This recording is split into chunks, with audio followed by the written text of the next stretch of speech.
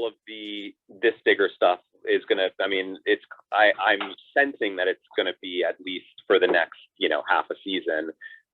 If we lose Digger, I don't imagine we lose him before the end of season 4, that we may lose him like somewhere towards the very end, if not the very end of season 4. So we're gonna have, I think, lots more to talk about. I hope lots more to talk about, because I really appreciate this character now. Like I appreciate his place in this larger story. Again, he's definitely not the guy I want for Lorelai, but he's definitely adding something to the story that's super interesting. We're all set. Okay, great. So we're gonna I just want to shift over and just talk very quickly about some of the game mechanic stuff that I'm doing with Remarkist. I know that some folks totally understand everything, but some folks are still a little unclear. Like they've heard me talking about this thing kernels, and they're not quite sure exactly how it works. So I just thought that I would take about 15 minutes and just talk about how the system works, what we're doing, where it's going, and why you may want to join in. Okay, so kernels are like the second half of a larger game mechanic that I introduced when I brought mementos into the mix. So mementos are these little collectibles that we're collecting every once in a while, during our watch. And my hope is that eventually all of you will be creating mementos. I'm working on a little constructor that, like, when you schedule an event, you'll also be prompted with like, would you like to create a memento for this event? And you'll, be able to choose how many mementos in your set. You'll be able to like pick the image for it and, do a little bit of a design work on it. And then you can drop it during your event and maybe create a little bit more excitement around the event and reason for folks to want to come and have something to remember the event that you threw. But mementos, in order to make it sort of special, it can't be like simple for anybody to create a memento. So the kernel system is this currency that I've now introduced into the app, which will essentially function as our kind of a little in-game economy. We'll use it for a variety of things. I have an idea of some of the things, but we'll probably come up with others as the community grows, as the app develops. So right now, the way that you earn kernels, there are three main ways that you earn kernels. One, the simplest, is you RSVP to an event, which then begins the growth of your kernels, right? Like, so think of RSVPing for an event as you just planted some little seeds on that event. And when the event comes at a certain point in the event, at the very end of the event, actually, like the last 15 minutes of the event is when the kernels have sprouted. And you can go back to that same event page and harvest those kernels. So there's two steps to the process then. First is you have to RSVP to the event, and you can RSVP to any event that is within 3 days of the event. And that is like to the second. So the moment that it is at the second mark of 3 days from a particular event, that event page will have a little RSVP button that will appear. And when you press that, you'll see a little thing that says your kernels are sprouting, and you'll see that come back in this many hours, this many minutes, this many seconds to redeem them, which comes to 15 minutes before the end of that particular event.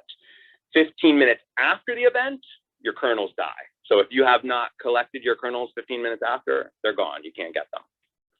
So that's the first way that you earn those kernels. The amount that you earn is proportionate to the number of people who have signed up for the app. While we have fewer members, you earn more. For every person who joins our app and plays the game, the amount everyone is earning decreases.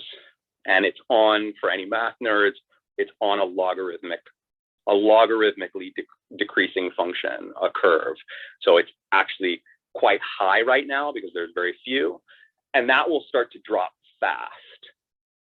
And then it will sort of curve and it will be it'll stabilize for the foreseeable future. So right now is the best time to be engaged, right? This is our foundational community. So it's sort of a reward for everyone who's here now at the very beginning. The amount that you earn is also slightly random. I put a randomizer in there. So the amount that you'll get is always roughly about that much. It'll be like give or take a kernel or two, and down to like, I think 1/10,000th of a kernel, right? And that's I just put that randomizer in there just to make it just feel a little bit more realistic. Like actually, like, you don't know exactly how bountiful your harvest will be. And 1% of the time, it'll be a real bountiful harvest. Like it'll be like 3 times what you would normally get. So like every 100 events you come to, like roughly, this is just percentage chance, you'll get like a lot of kernels, like 3 times what you normally would at that time. All right. The second way is hosting events. If you host an event, the system will generate for you an additional 15% kernels for every person who harvested, right? 15% of what they harvested. Now that's not 15% of their amount, that's 15% on top of their amount. So the people who harvest, they're still getting the full amount. And then whatever they got, the system will just give you as the host an additional 15%. So if you host an event and a lot of people RSVP and a lot of people harvest their kernels, that was a successful event, likely. And so you will harvest quite a lot. However, if you can't get at least 8 people, then you'll harvest likely less than what you would if you just came to somebody else's event. So there's a little bit of strategy in there as well, right? Like, how do I host events that people come to, that people engage with, right? And the answer to that is, there's no real firm answer to it, but I can say like, you show up to other people's events, they'll probably show up to yours. You don't show up to people's events, they might not show up to yours. And give them a reason to want to come back to your events, right? Like, there's a reason why we're showing up night after night. Like, it's fun. People are saying really interesting things. We're learning, about this show that many of us have watched like countless times. And so that's really important. And then the third way that you earn kernels, which sort of piggybacks off of that, is through tips. Right now, at this point, the only way that kernels can be used, and there will be some other ways, and I'll get to that in a second, is you can tip other members. So like last night, 32 members collected their kernels. And so roughly I, as the host, earned about somewhere in the ballpark around 240 kernels.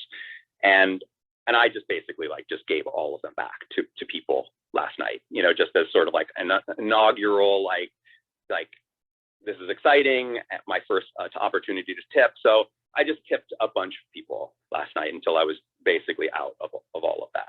That probably won't be the case going forward. Going forward, I'll be really looking for like somebody just like opening my eyes. Like, I did not think about that. Wow, that's really freaking cool. And that might be a reason why I might tip you. Now, we obviously don't want to come to events just be thinking like, how can I blow everybody's mind, right? But I just think that it will be a really fun, that's a fun way to say thank you and honor the people who are bringing this, that are adding this sort of value to this show that you already love. It's just a way of sort of saying thank you. It's a little bit more than just a little pressing a like button, because there's a little bit of thought that goes into it. How much do I want to give them? Obviously, like, you earn those kernels, right? So the time you spent are sort of, they sort of live in those kernels. Like the time that you've given to the community is partly what you're giving to somebody else. Now that gets back to mementos, right? So the kernel system is how we're going to eventually allow people to create mementos. You're going to need kernels in order to create mementos.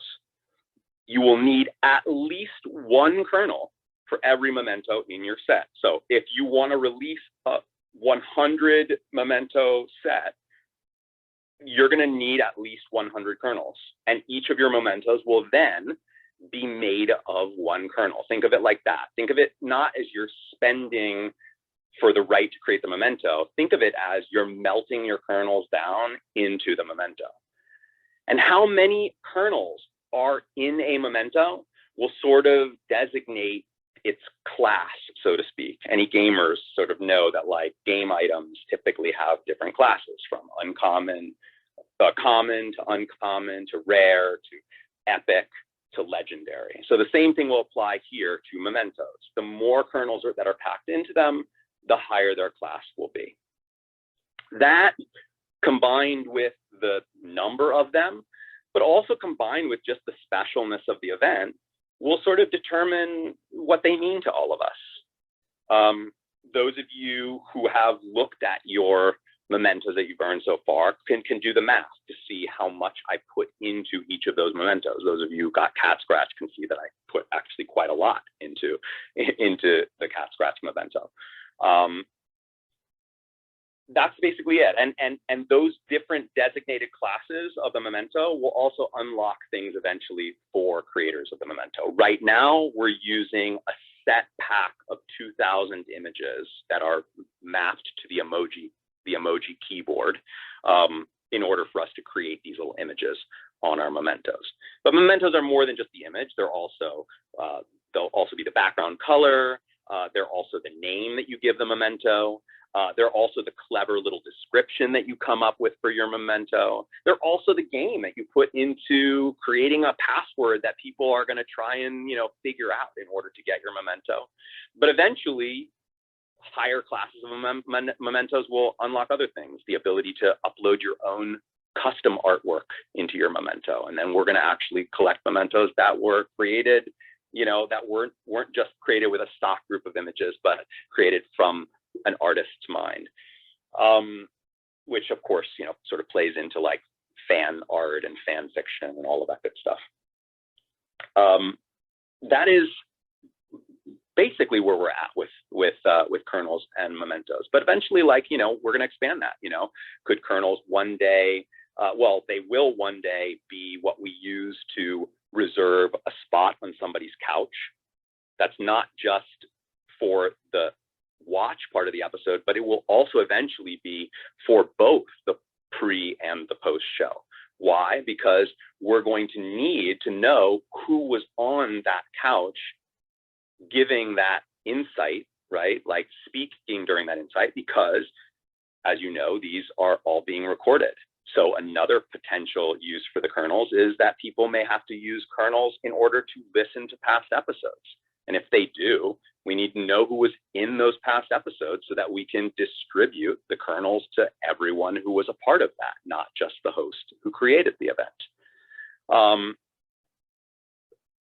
Perhaps in the future, some hosts may want to put up a paywall. And, maybe in the future when we have a lot of people on the platform and kernel earning is really, really low, some hosts will want to do that. And in which case, the kernels would then be distributed amongst the people who are there creating value, content value in that room.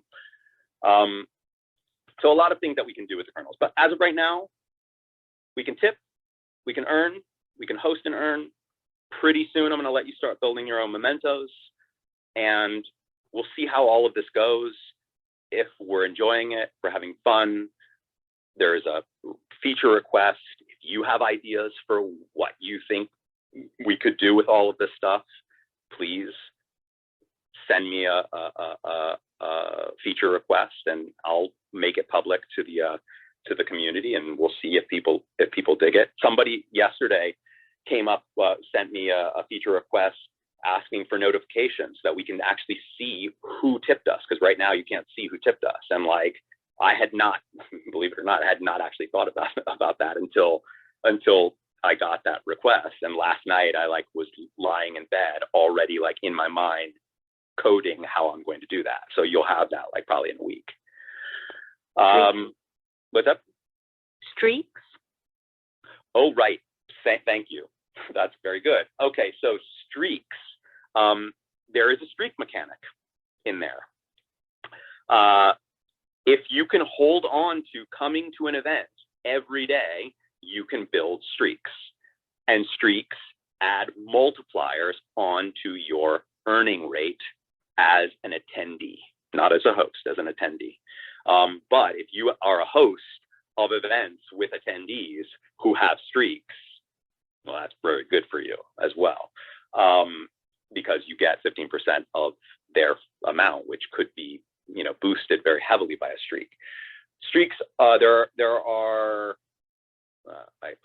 this many streaks. There's a 7-day streak, a 30-day streak, a 91-day streak, a 182-day streak, a 365-day streak, and a 720-day streak.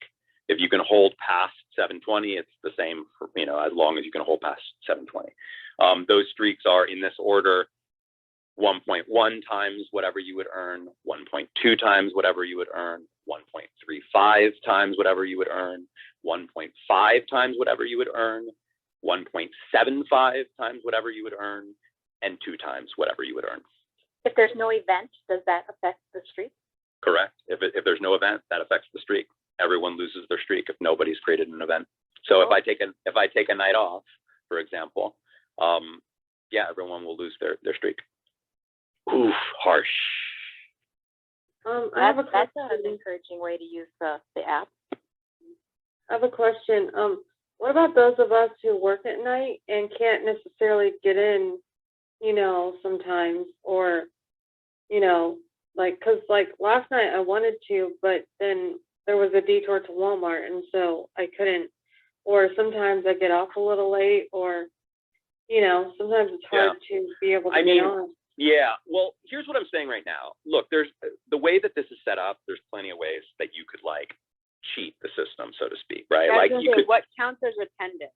Yeah, I mean, that's the thing. Eventually, we're going to have our own clubhouse. Like, I'm already researching it. I already found a product. Like, I'm pretty sure that I'm going to be able to integrate that into the app or into another iteration of this app. And when we have that, a lot of this will solidify a bit more, right? Because I'll be able to track who was actually in a room. I can track who actually spoke rather than people who just were on the couch and were silent, you know? We'll get there. Right now, we're just playing, we're just seeing what works. And because of that, I'm actually encouraging people to play with the system, you know, and even, you know, try and mess with the system.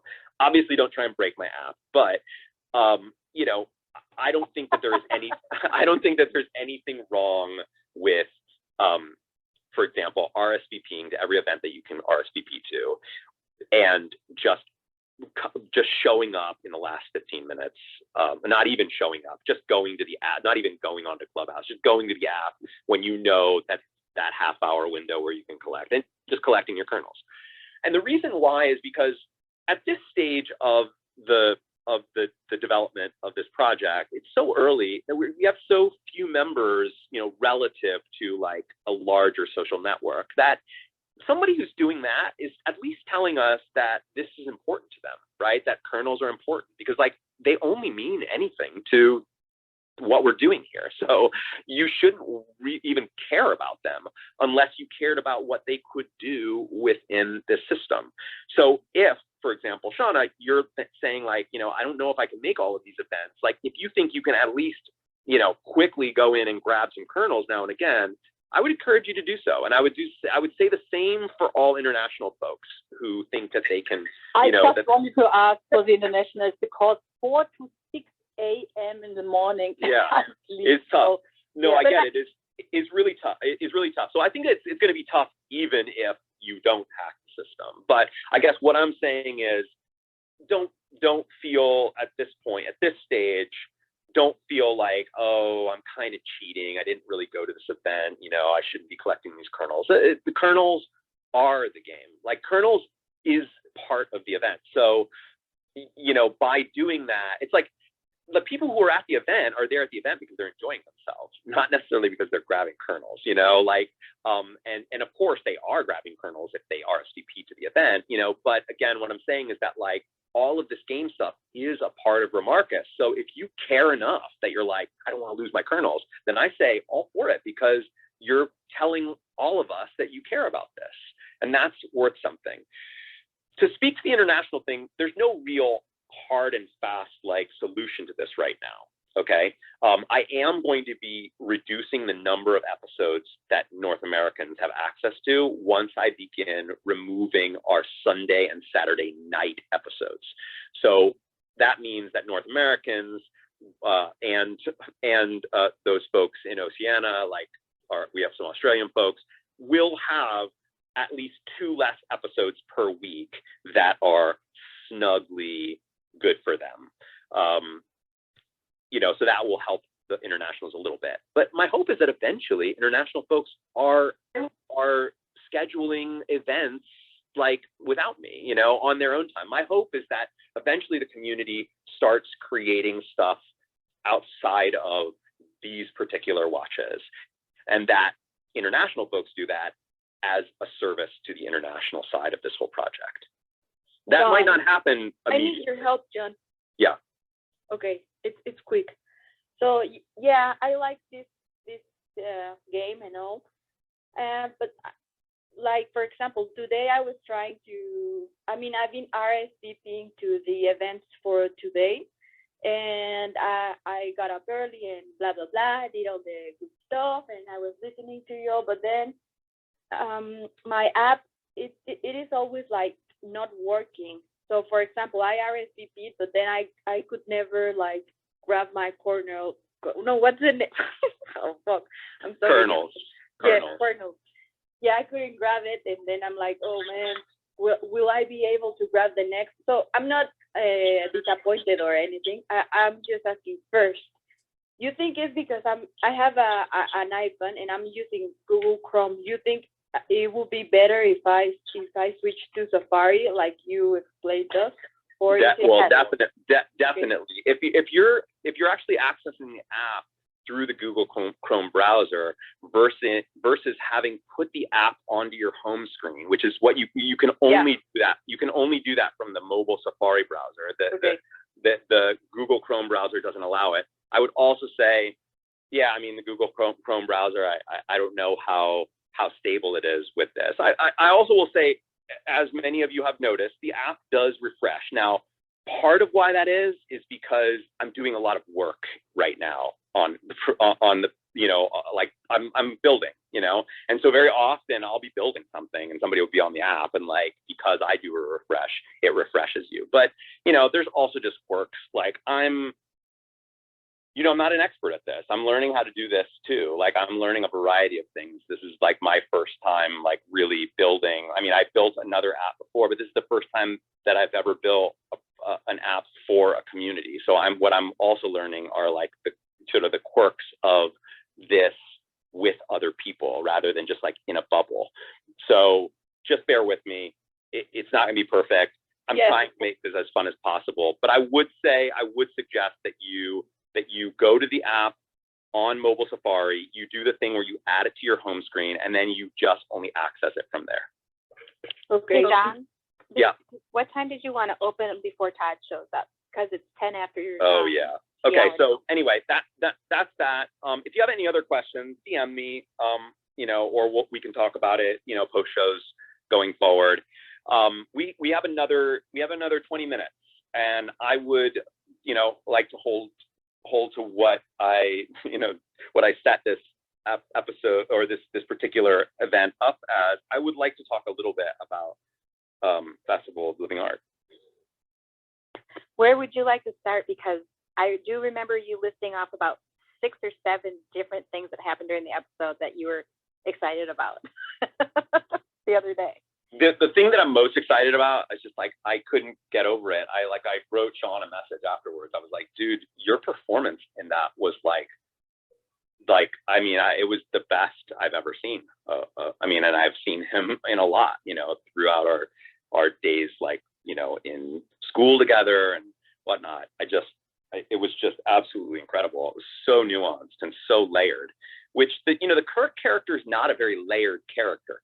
You know, he's designed to be sort of like one note, you know, this thing. And that was the first episode of the entire series where the Kirk character has all these different colors and different layers, you know? Yes, he was very in character. I agree. What's up? I agree. Oh, Yeah. I was just saying, Kirk was so into his method of being his character that it was hilarious. I mean, the poor troubadour. I mean, I think that's what it was, is that, like, you know, when Kirk is being Kirk, he's not really, like, he doesn't really deviate. He's just exactly that, right? But I guess this is the part that's like a little bit of a question mark for me, is Kirk doesn't strike me as particularly good at any of the things that he does, but he was damn good in that particular role. Or maybe not. I mean, maybe his interpretation of Jesus was a little off. Maybe that's where he wasn't quite as good. But like, no, but it was such a good performance. Like, yeah, that's what I mean. So it was such a good performance, but typically he doesn't perform that well in the job that he does. Jack of all trades and a master of none. Well, but that's, yeah, I know, but he seemed like in a performance. But he seemed like a master. But he Oh, seemed like a master of that role. Like, what he was doing was masterful, in my opinion. Absolutely. You mean Sean as Kirk or Kirk as Jesus? Kirk as Jesus. Because I think it's because when he's playing a character. Diana? I think it's because Kirk is literally never in charge of anything. Like, he's literally, just sort of kind of filling in here and there. He has all the different jobs. He never has his, like, own thing. And being Jesus was his moment to shine. And it was his moment to boss everybody else around and, like, actually embody the character. If you want to look at Jesus that way, sorry to anybody.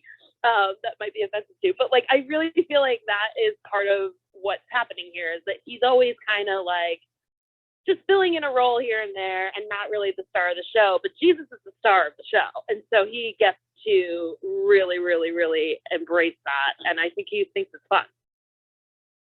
The most jobs Kirk does, he has no idea what he's doing because he's just learning it. And I wonder, is Kirk a religious person? So he read the Bible perhaps in the past, and he was like, had more knowledge about who Jesus might be than being in any of his other jobs. So it would make sense he knows more about it. He's also darn good at dance marathons. And he did it more than once.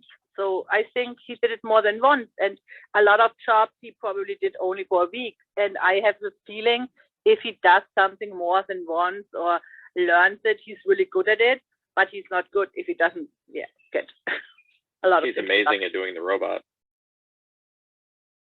He really is. And that's a Sean thing.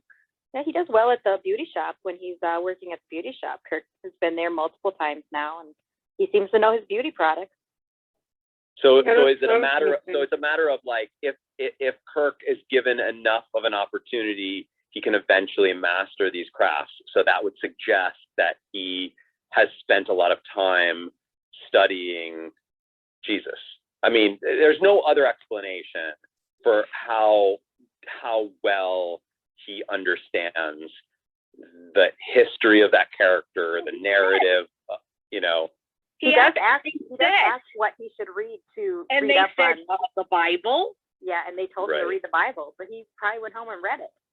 Oh, right. So then it couldn't really be the idea that he's spent a lot of time with this throughout his life, because he clearly didn't know. Yeah. He didn't want anyone to. He didn't want to let anyone down. Right. When he does, he feels so bad. Right. It's just that Taylor.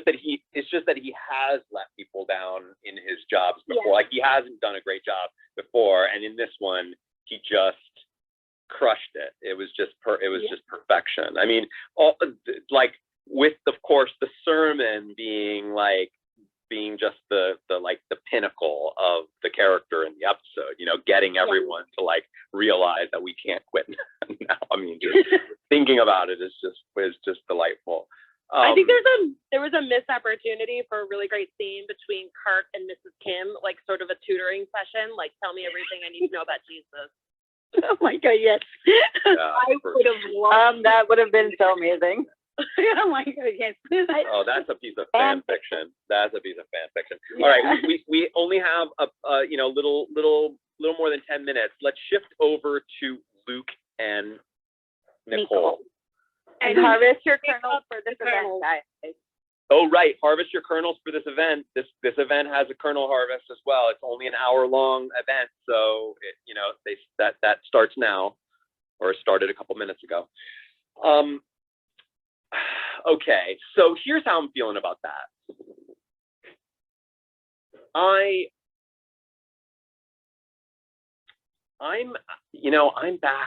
back where I was before with Nicole. I know it's not a popular opinion, but I like her and I really want this to work. Can you feel my ick? Yes, I can feel your ick. I know I can feel your ick. You know, and like I'm feeling like that could potentially be spoiling me a bit, because I feel like there's no reason to be that icked about her. Definitely her partners were pretty ick. But she seems honest. She does not seem like, she doesn't have the smarminess that I detected from Digger. She seems like she really likes Luke, and that, you know, she would like it to work. They have a little in common. She doesn't really like Lorelai, the looks that she gives once in a while, but Lorelai acts so awkward. I was just gonna say, what other looks should she give? Like, Lorelai is behaving in like ridiculously. Like, that was absolutely nonsensical. Like, her behavior there. If I was Nicole, I would be like, what is wrong with you, lady? But she does subtly let you know that she's not really a fan of Lorelai. But I think it's because of the way Lorelai's behaving. I really do. True. Lorelai is extremely awkward and almost like she doesn't really have the right to kind of be that way, kind of thing. But she's just making it really weird. I think it's because she likes Luke. Mhm. Well, one of the things is, you know, she's awkward, but she seems to be awkward around every girlfriend that he has, like Rachel and all that, you know? Like I was going to say that too. Yeah, I agree. So whoever said, you know, that she likes him, like, it's like she wants to be able to date whoever she wants, but she doesn't want him to have anybody. So that if she's available, if he ends up being available, she's available, then she can have him. That's what I think. I think that she wants Luke always there, just in case. But at the same time, she wants him to be happy, but she has trouble accepting that he might be happy. Yeah. Like she wants him to be happy, but she does have trouble with the idea that Nicole could potentially make him happy. And I think that's the problem that I have with Lorelai in this situation, because I'm like, why? At least for me, right at this point, you know, I don't know anything else. Like, there's nothing for me to suggest that there's anything wrong with the relationship between Luke and Nicole, and that if anything, it feels like what may have even gotten in the way of Nicole and Luke earlier was this weird dream that he had, and, you know, just all of the extra baggage that he brings to a relationship with Nicole because of his relationship and his feelings for Lorelai. I think he's like her safety net. Look, it's Lorelai's safety net. You know, she knows that when she needs him, he's gonna be there, and she might be thinking, oh yeah, if she's married or has someone else, I'm not gonna have that my safety net. She's gonna become. I'm not gonna be as important as I am now. Welcome, Tanya. I just want to say welcome. Sorry. Yeah. Welcome, Tanya. This is fantastic. Hi. I'm really glad that you're so talkative. Oh. Thank you. I was just gonna say I agree with what Tanya was saying. I think that Lorelai has kind of used Luke a lot to maybe kind of fill some sort of role, you know, for her in terms of like fixing things around her house and stuff like that. And I think she doesn't like the idea that somebody could potentially have a higher place than she does with him. Totally, Yeah. 100%. I agree. I feel like she used him as a back burner boyfriend. Like, even though they're not officially together, she puts him on the back burner, and then he comes out and fulfills any boyfriend roles she needs done, and then she puts him back on that burner. Well, Yep, he 100%. raised Rory. You know, he's kind of a very big father figure for Rory. So it's not just as a boyfriend. She uses him for everything. Yeah, I was gonna say that, Sherry, that like not only is she like maybe uncomfortable because in a, like of a romantic sort of feelings that she may have, but also because it's like, well, this other woman is becoming between not only me and my relationship with Luke, but possibly Rory and Rory's relationship with Luke, and then it's when Lorelai acts crazy and dramatic because that's what she does. But while it is probably primarily like a, as I can't remember who said, back burner boyfriend. I mean, it's kind of a funny thing, funny little phrase, but I think it is, you know, also you would have to count Rory in there because he has been like a very substantial sort of figure in her life. So She does talk about how whoever's in Luke's life's in their life at one point in that episode as well, I think. Wasn't that the same episode where she said that? If she's in his life, she's in our life kind of thing? Yep. Yeah. I feel like Luke, like, he, I don't know, I would go as far as to say he's a father figure to Rory because he's part of the town and the town is very involved, but to be kind of like synonymous with saying like that is like a mother figure to Rory. Like, they're all very active and very, you know, in her. Totally. I've never gotten the vibe that like that Luke is really a father figure more than he's just one of the people in the lives of the Gilmores that care about Rory and you know, and care about Lorelai. For sure. I haven't yet gotten the feeling of father figure. He went to her graduation and her own father didn't. Yeah, but so did Suki and so did Suki and Jackson. I mean, you know, there's no question that he's very close to Rory. I don't think I haven't seen enough yet to feel like really truly a father figure. Yeah, I think people see it because he went to her graduation, he helped her move into her dormitory. Sometimes she gives him hugs, they hug each other when big events happen in her life. I think that's why people see him that way. But that could also be like a big brother or an uncle. Yeah, it could be a big brother. It also feels like it's an extension of his relationship with Lorelai, if anything. It feels like, you know, he helped Rory, you know, largely because of how much he cares about Lorelai, who needed his help and, you know, and whatnot. Yeah, I agree with that. Like, if you think about the scenes that we've seen from between Rory and Luke, if you think about those scenes, they really haven't really had any in-depth conversations or anything like a traditional father would. It's like their surface level, their communication is very surface level. Yeah, he does favors for her, but friends do favors for friends. So I don't, like, up till this point, I don't see him much as a father figure as much as just one of the townsfolk that's watching after her, because I mean, they haven't really had much communication outside of with Lorelai and Luke. Like, Rory and Luke don't have a whole lot of one-on-one. Yeah, that's what I'm saying. I just don't see it yet. Yeah. John, it's 25 after, by the way, in case you're not watching. Yeah, no, I noticed. Wait, one more thing that I wanted to mention really quickly, just going back to that I just remembered about the streak mechanic on Colonels. I just wanted to remind people, or just let people know, that I actually gave a bunch of our OTs, our folks who have the original Townie Memento. I actually dropped Colonels to all of you, I based the amount that you got based on when you got the OT memento. So some people got it the first week, some people got it the second week, and some people got it the third week. It's been 3 weeks since that was dropped. If you got it the first week, I gave you I gave you 1,500 kernels.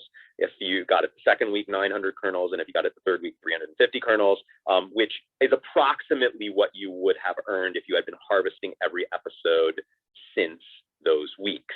I also gave 3 different streaks to those 3 groups. Those who got the OT memento that first week got a 21-day streak that will break if you didn't RSVP yesterday, it broke. Those who got the 900 the second week, they got a 14-day, and those who got it in the third week got a 7-day. All 3 of those streaks equate to 1.1 times what you would normally get, but of course the folks who got the 21-day streak are much closer to getting that 30-day streak than. John, are streaks events or days? So like they are days.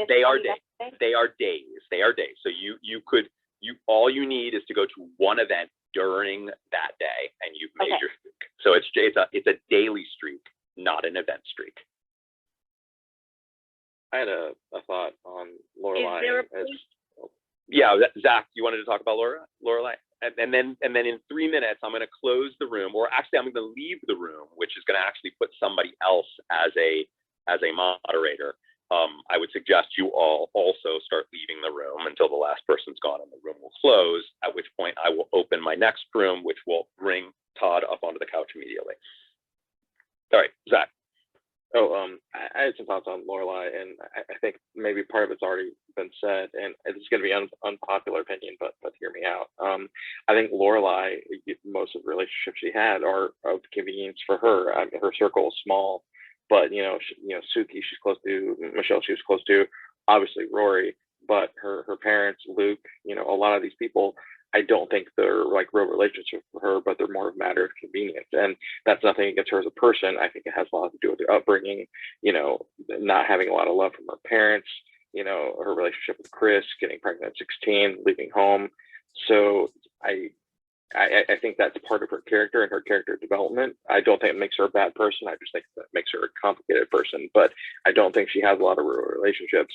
The relationships she does have, the people she's dated, even her parents, it's she mostly, when she reached back out to them, it was like to get help pay for school, and she doesn't even like going over to Friday night dinners. So at the heart of it, I don't think it makes her a bad person. I just think it makes her complicated.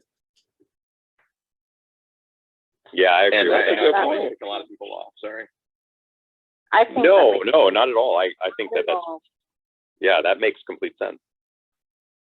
I was also going to mention that someone said that just as one of the sort of examples of if we remember when Lorelai and Luke were fighting.